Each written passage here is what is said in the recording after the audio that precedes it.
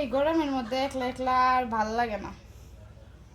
কেউ যদি একজন থাকতো সব কিছুতেই, মানে একা একা ভালোই লাগে না। গোসল করতে গেলে দুইজন খুব মজা হইতো। প্রথমত ঠান্ডা হইতাম, দ্বিতীয়ত অনেক মজা হইতো।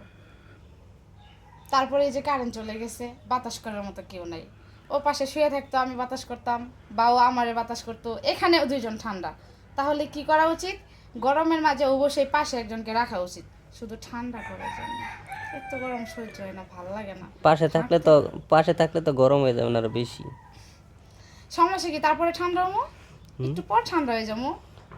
তারপর কি একসাথে কি গোসল করা যায় দুজন? হুম।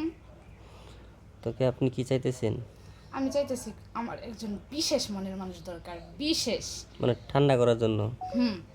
কিভাবে আপনার সাথে যোগাযোগ করব? যে আমার সাথে যোগাযোগ করতে চায়, এই ভিডিওতে শেষে একটা নাম্বার দেওয়া আছে, ওই নাম্বারে যোগাযোগ করলে আমারে পাবেন। শুধু ঠান্ডা করার জন্য আছে।